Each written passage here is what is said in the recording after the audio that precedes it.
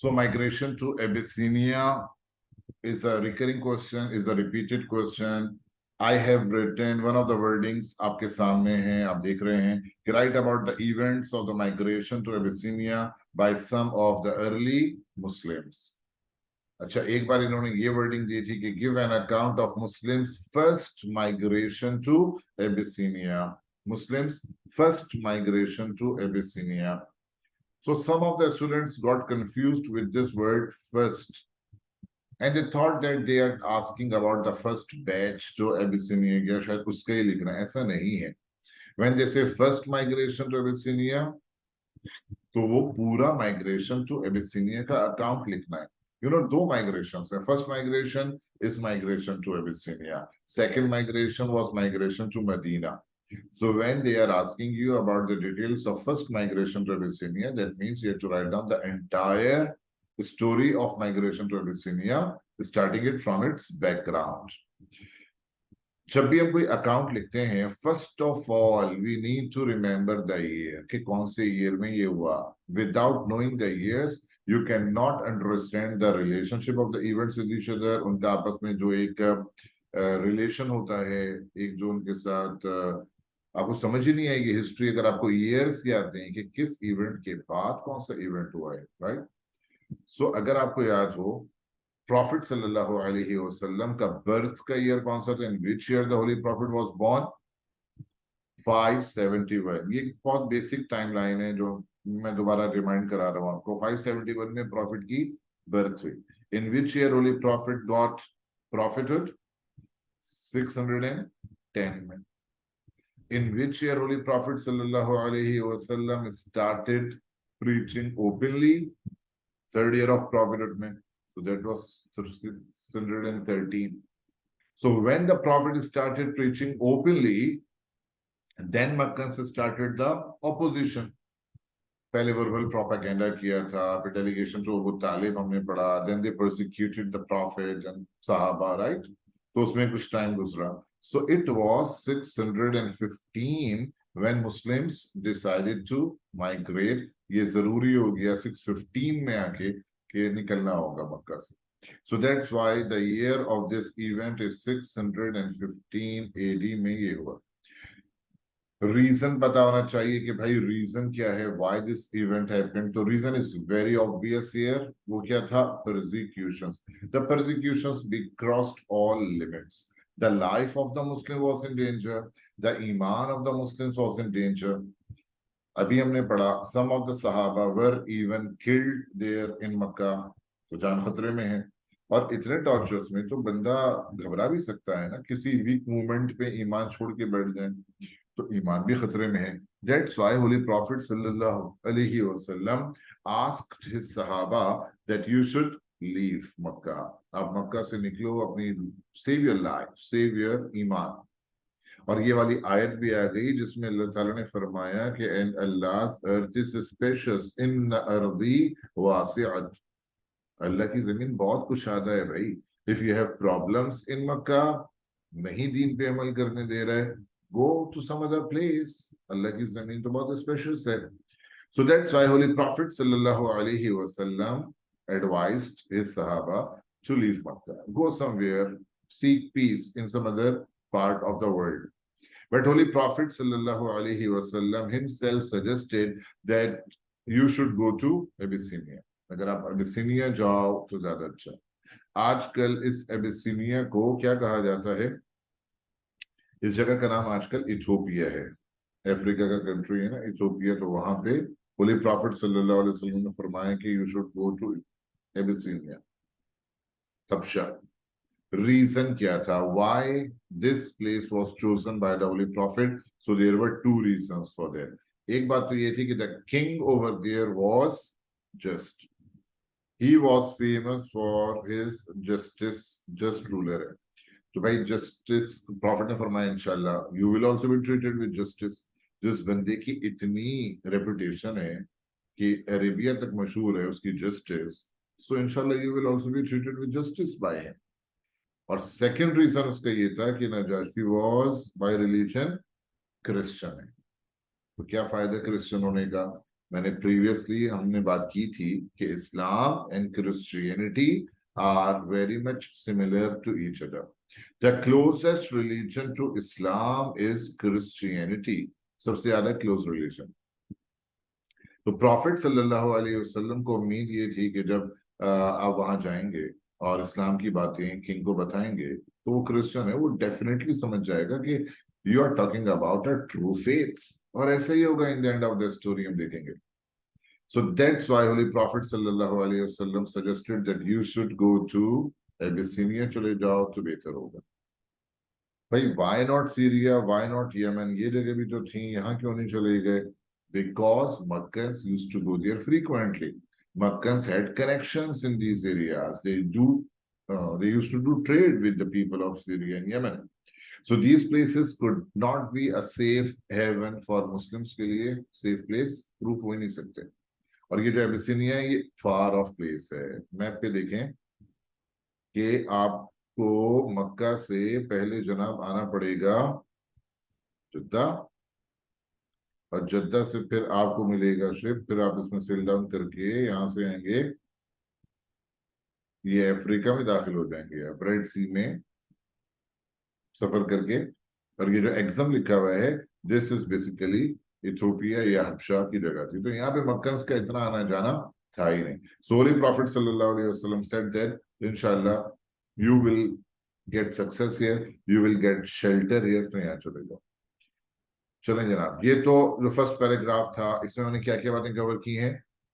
In which year they migrated, reasons क्या है, why did they migrate, क्या वजह थी, और फिर आयत भी आ गई, कोटेशन देंगे.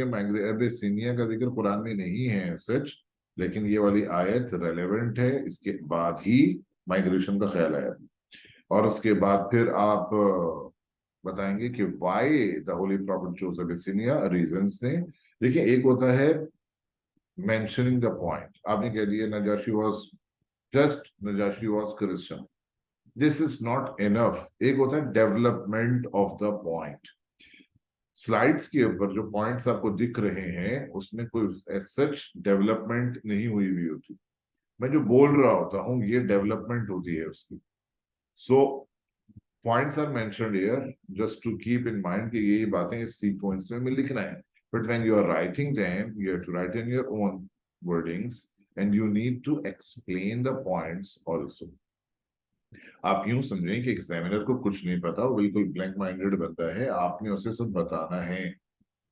ये मत समझे कि एक बार मैंने लिख दिया खुद समझ जाएगा मैं क्या कहना चाह रहा हूँ. No, he is not responsible to assume what you want to से.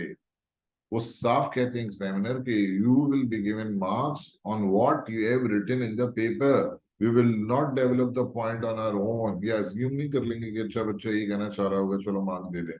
If you will not develop, if you will not describe the point properly, you will not get mark. So develop ऐसे लिखेंगे जैसे आप समझा रहे हैं ना examiner को, और पढ़ने वाले को लगे कि आप बहुत समझ के बड़े कॉन्फिडेंस से लिख रहे हैं. So then you will get mark and that is called the development of the points. तो इस पहले पैराग्राफ में आपने सारे पॉइंट्स टच करके समझा के लिखना है. अब आ जाए डिटेल में चलते हैं कि पहला बैच जो गया तो उसमें कौन कौन गया था और क्या हुआ था. You can make a different paragraphing के लिए मैंने रूल आपको बताया कि there is no hard and fast rule for paragraphing. कोई सर्टेन नंबर ऑफ पैराग्राफिंग का क्राइटेरिया नहीं है. It depends on the question. And when you are writing an essay, when you are writing an account, तो आप खुद common sense बताती है कि now you should change the paragraph because reason हमने खत्म कर लिए, बैकग्राउंड पूरा समझा दिया. Now we are talking about the journey of Sahaba. Change the paragraph. So first batch जो निकला मक्का से एबिसिनिया जाने के लिए, how many people were there in it. Figures important होते हैं, बताने होता है. 12 men 4 women. In some accounts you will find 11 men, बट ज्यादा सही है 12 men and 4 women ने माइग्रेट किया. एक बुक है biography of the holy prophet सल्लल्लाहु अलैहि वसल्लम की, मैं अक्सर बच्चों को रिकमेंड करता हूँ कि वो होनी चाहिए और घरों में पढ़ना चाहिए.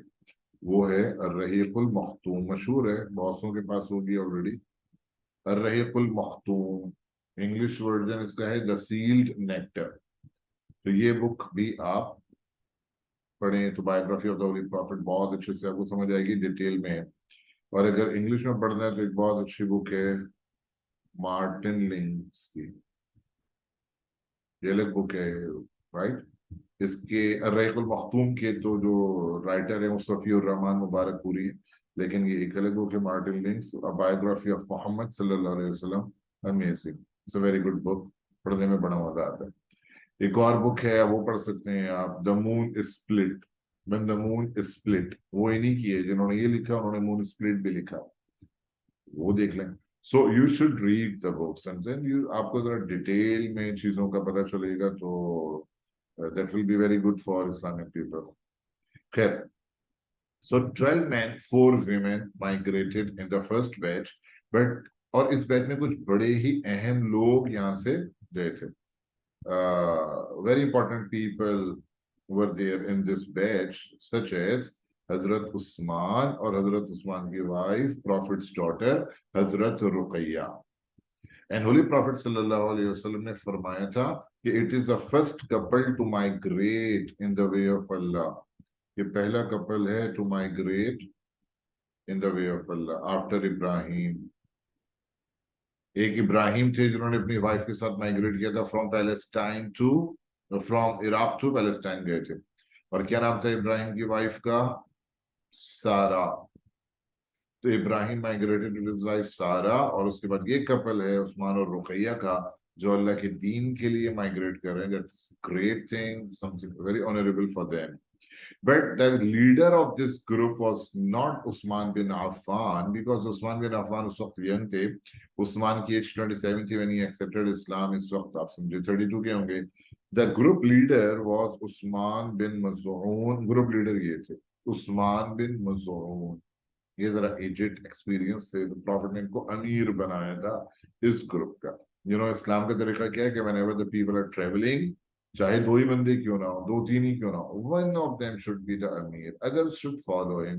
डिसिप्लिन के लिए ये चीजें जरूरी होती हैं। Okay, so these people left Makkah in the month of Rajab का महीना था जब इन्होंने ये माइग्रेशन किया था। 4 months after that, यानी in the month of Shawwal, एक रूमर फैल गया that all Makkans have accepted Islam। असल में वाकई ये हुआ कि होली प्रॉफिट सल्लल्लाहु अलैहि वसल्लम रिसाइटेड सूरतुन नजम, और होली उस सूरह नजम की जो लास्ट आयत है वो आयत सजदा है। होली प्रॉफिट सल्लल्लाहु अलैहि वसल्लम फेल इन सजदा। मक्कन्स पे इतना इम्पैक्ट हुआ एक लम्हे के लिए कि दे, और ज़ाहिर है अरब से ना उन डेप्थ उन्हें समझ आता था, लिटरेचर से बहुत वो भी हैरान हो जाते थे। So they also fell in sajda with the Prophet. So the people thought that all Makkans have become Muhammad's followers। एक अफवाह फैल गई और ये उड़ते उड़ते एबिसिनिया पहुंच गई कि भाई सारे मक्कन्स मोहम्मद के फॉलोअर्स हो गए हैं। So Muslims became very happy कि now we should go back to Makkah, मसला हल। They came back, but when they were in Jeddah only, they got to know that it was a rumor। ऐसा कुछ भी नहीं है, वही हालात चल रहे हैं। So now the Muslims got divided into 2 groups। इनमें से कुछ लोगों ने कहा कि भाई अब हम तो जा रहे हैं वापस एबिसिनिया, बिकॉज हम नहीं रह सकते इस मुश्किल में, मक्का में जो टॉर्चर्स हो रहे थे, तो सुकून से रह रहे हैं वहीं एबिसिनिया वापस चल जाए। But some of them said, no, we would like to go to Makkah because we want to meet the Prophet, we want to see Kaaba, we want to meet the family members। तो इस लिहाज से ये group divide हो गया 2 हिस्सों में। कुछ चले गए वापस, सम ऑफ द मुस्लिम्स रिटर्न्ड, लेकिन कुछ ने जो है क्या किया, दे एंटर्ड मक्का। 2 ग्रुप्स में स्प्लिट हो गए थे। So this happened with the first group, batch 1 के साथ ये मामला हुआ। अब जब ये वापस आए हैं तो जनाब मक्कन्स ने तो और प्रोसिक्यूशन शुरू कर दिए। भाई पहले तो भाग गए थे ना, अब जो कोई बंदा भाग के जाता है, जब कोई बंदा भाग के चला जाता है और बाद में पकड़ा जाए तो कैसा गुस्सा निकालते हैं कि अच्छा पहले तो निकल गए थे हाथ से, अब देखो क्या करते हैं तुम्हारे साथ। अब ये इन्होंने they intensified, the Meccans intensified the prosecutions. अच्छा, जो लोग आए थे एबिसिनिया देखकर, उन्होंने कहा Abyssinia is a good place, we can live over there peacefully, we can follow our religion over there peacefully. So अब मोटिवेशन हो गया कि हमें निकलना चाहिए। एबिसिनिया की तरफ। तो बैच 2 में बहुत सारे लोग गए।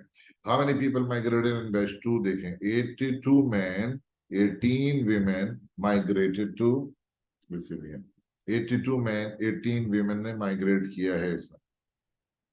अब ये जो है पूरा 100 हो जाता है। हजरत अम्मार इबिन यासिर के बारे में मुख्तलिफ रिवायात हैं। सम ऑफ द रिवायत कुछ कहती हैं कि वो थे, कुछ कहती हैं नहीं थे, तो उनमें डाउट है। अगर अम्मार को भी आप इसमें इंक्लूड करेंगे तो 83 मैन हो जाएंगे। विदाउट अम्मार 82 मैन, 18 women है, तो फिगर्स याद रखें, पूरे 100 हो गए। अब ये तो बहुत बड़ा नंबर है। इस वक्त at this time when they migrated to Abyssinia, 100 of them, how many Muslims were there in Mecca? Hardly 250, 300 थे। उनमें से 100 गायब। So it was a big political change, step लिया है मुस्लिम्स ने। So Meccans could not ignore this move of the Muslims, right? पता चल गया कि अबिसिनिया ही गए। So they decided to bring them back. इन्होंने सोचा उनको वापस लाना ही होगा। So they sent a delegation to bring them back. इसका एक मर्तबा पार्ट बी आया था, जो मैंने ऊपर लिखा हुआ है, देख रहे हैं पार्ट बी लिखा है ना, why did Quraysh pursue these Muslims for Mecca? क्या पड़ी थी इनको कि डेलीगेशन भेजा, पकड़ के लाने के लिए एफर्ट कर रहे हैं? गए तो गए, अच्छा है, जान छुट्टी, आपको तो वैसे ही बुरे लगते हैं वो यहाँ पे, तो उनको लाने की कोशिश क्यों की इन्होंने? ये फोमा का एक क्वेश्चन है। तो पार्ट बीज थिंकिंग बेस्ड होते हैं। आपको अपने अंदर स्किल्स डेवलप करना होगा, सोच के पॉइंट्स निकालने का। तो इसके अंदर क्या रीजन होता है, मैं पूछता हूँ तो बहुत स्लो आप लोगों का जवाब आता नहीं है, ऑनलाइन स्टूडेंट जरा आंसर देने में। तो बता सकते हैं आपके why did Quraysh pursue these Muslims? अगर आपके ध्यान में कोई पॉइंट है, क्या पड़ी थी इनको कि इन्होंने उनको पीछे डेलीगेशन भेजा, बुलाने की कोशिश की? चैट बॉक्स में आप लोग अपने सवाल, अपने जवाब लिख के मुझे दे दिया करें।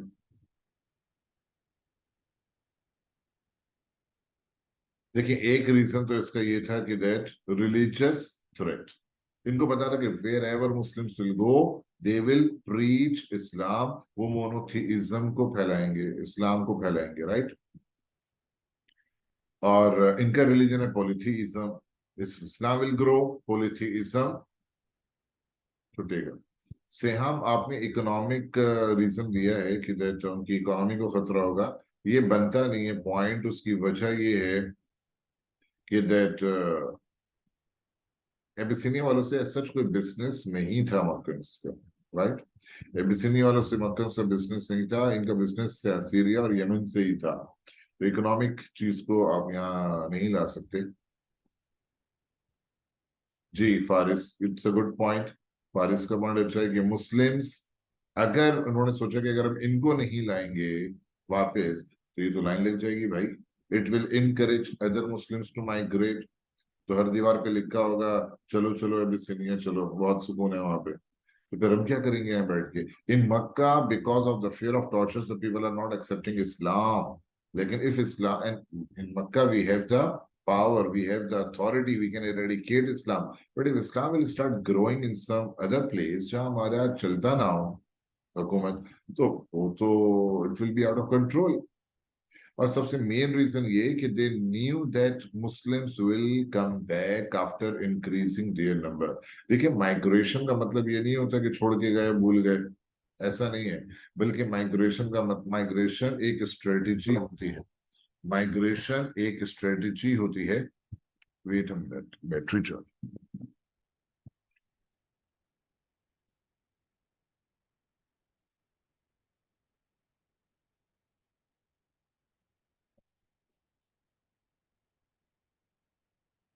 सो माइग्रेशन जो होती है ना, वो एक स्ट्रेटेजी होती है कि we will go to some place and then we will strengthen ourselves and then we will come back, और फिर हम वहां से आएंगे और कम बैक करेंगे। तो इस वजह से इन्होंने सोचा कि भाई मुस्लिम्स, इससे पहले कि मुस्लिम्स इतने स्ट्रांग हो जाएं कि इनको वहां से लाके हमारे ऊपर अटैक करें, तो इससे बेहतर है कि पहले ही उनको हम ग्रिप कर लेते हैं और ले आते हैं। they thought that they can persuade the king for the help also. हो सकता है वहां के king से ही मदद मांग ली, उनकी आर्मी वगैरह ले आए। तो ये सब बातें चल रही थी in the minds of Quraysh। तो इन्होंने सोचा कि इनको वापस लाना होगा। So they sent a delegation and the delegation was led by Amr ibn As।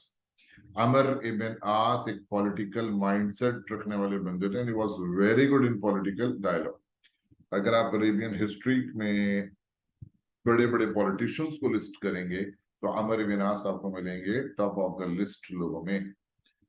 तो पॉलिटिकल डायलॉग के लिए इन्हीं को भेजते थे कुरैश। बाद में तो मुसलमान हो जाएंगे, ट्रीटी ऑफ हुदैबिया के बाद। तो अमर इब्न आस गए, उनके साथ एक और बंदा भी था Abdullah bin Rabia, and they took very expensive gifts for the people of leaders of Abyssinia. उनको लेदर वर्क बहुत पसंद था अरब्स का, so they got fine skins and they made some products as gifts। And Amr ibn As was so clever that he didn't appear in the court of the king directly, but first he met the courtiers। पहले उन्होंने वहां के जो थे ना cabinet members who influence the opinion and the decision of the king, उनसे उन्होंने मुलाकातें की और उनसे उन्होंने कहा कि that we are here to take these Muslims back। So when we will raise this issue in front of the king, so we want you people to please support us। वो भी तैयार हो गए कि हाँ भाई आप ही को सपोर्ट करेंगे, इतने अच्छे अच्छे गिफ्ट्स लाके दिए हमें, क्या इन लोगों से इंटरेस्ट ले जाओ। So he prepared them for his support first, and then he appeared in front of the king, and he exaggerated in the complaints। ये जो complaints करते थे इसमें बड़ा exaggeration होता था। I told you इनके complaints क्या थे। मैंने delegation को तालिम में भी बताया था ना, delegation ने अभी क्या complaints किए थे कि Mohammad has left our forefathers religion। अच्छा यहाँ तो किंग क्रिश्चियन था, तो उससे बोल रहे हैं कि चलो हमारा रिलीजन छोड़ा था। If they left Abrahamic faith they could become Christian but they didn't become Christian. वो तो आपके दीन पे भी नहीं है, तो कोई और ही दीन पे हैं। And they complain that Muhammad divided our community into two sects. अच्छी भली यूनिटी थी, मोहम्मद ने कंफ्यूज कर दिया, डिवाइड कर दिया। इनको कंप्लेन ये थी कि that he has made our young ones disobedient, because I told you mostly the early converts were the young people। तो हमारी सुनते नहीं है, वो कहते हैं हमारे पेरेंट्स भी गलत हैं, मोहम्मद सही है। So when we tried to control these people, they fled from Makkah and now they are hiding in your country, so we are here to get them back। इस तरह की एक स्पीच कर डाली अमर इब्न आस ने in front of the king। अच्छा इनकी कोशिश ये थी कि the king should hand over Muslims to us and he should not talk to the Muslims। And all the people sitting around the king, they were saying सही तो कह रहे हैं, they should solve their problem in Makkah। वहां का problem है, यहाँ क्यों आए? बट बात वही आ गई, the king was just। king ने कहा I cannot decide anything without hearing the opinion of the other party as well। एक बंदे की बात सुन के तो फैसला आप कभी कर ही नहीं सकते ना, दूसरे बंदे की सुनेंगे आपको वो सही लगने लगेगा। तो दोनों की बात सुन के एनालाइज करके डिसीजन लिया जाता है। Where are Muslims, I would like to listen to them as well. Muslims को बुलाया गया जना। Muslims were led by Hazrat Jafar bin Abi Talib. Jafar was a good eloquent speaker and बहुत बड़े ओरेटर थे, अच्छा बोलते थे। हजरत अली, हजरत जाफर। अब ऐसे बंदे को चूज किया जाता है ना कि जो अच्छा प्रेजेंट कर सके अपने पॉइंट ऑफ व्यू को। तो हजरत जाफर से पूछा नजाशी ने कौन सा रिलीजन है which you people are following. So Hazrat Jafar delivered a speech की। जाफर ने भी स्पीच पूरी मैंने यहाँ नहीं लिखी हुई है, नोट्स में लिखी हुई है। तो you will read the speech and then you can write it. मतलब थोड़ा बहुत पैराफ्रेजिंग कर सकते हैं, कुरान सुनना तो नहीं है, लॉन्ग स्पीच है तो लिख दीजिएगा, 2-3 बार पढ़ेंगे पॉइंट्स आपको याद हो जाएंगे। जाफर ने कुछ यूं कहा था कि we were ignorant people and we used to kill our daughters and we used to eat the dead animals। The poor people did not give rights to the poor people were not given rights by the strong members of the community। We did not give respect to the neighbors। ये life थी हमारी। Then Allah sent a messenger to us। He taught us to worship one and only God। Say the truth, fulfill your promises। So we believed in him, followed him। उसकी बातें नहीं अच्छी थी। These people started torturing us And when the tortures became unbearable, our messenger advised us to seek refuge in your country because you are known for your justice. So we hope that you will treat us with justice. Or Jafar ne kaha ki we are talking about a divine religion. Like you are also a follower of a divine religion, right?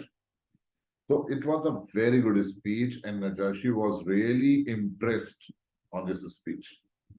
देखिए आप ये ध्यान में रखिएगा कि Najashi खुद इंजील के बड़े स्कॉलर थे कोई आम पॉलिटिकल लीडर वाला माइंड में ना हो आपके ये बहुत बड़े आलिम है खुद इंजील के तो उन्होंने कहा तुम्हारी बातें बिल्कुल सही दीन वाली हैं अच्छा उन्होंने फिर रिक्वेस्ट की कि you are talking about a book which your prophet is giving to you तुम कहते हो कि वो रिवील हो रही है can you please recite some part of that book to me so Hazrat Jafar इतने इंटेलिजेंट हैं कि इन्होंने चूज भी क्या किया सूरह मरियम बहुत सा कुरान था कुछ भी पढ़ लेते but he chose Surah Maryam because it talks about the miraculous birth of Isa अलैहिस सलाम भाई सामने क्रिश्चियन बैठा है ना तो इंटरेस्ट किस में लेगा द इवेंट ऑफ हजरत ईसा और हजरत मरियम इसका जो सेकंड रुकू है इट्स ऑल अबाउट दैट वज़कुर फिल किताबी मरियम इज़ इंतबज़त मिन अहलिहा मकानन शर्क़िया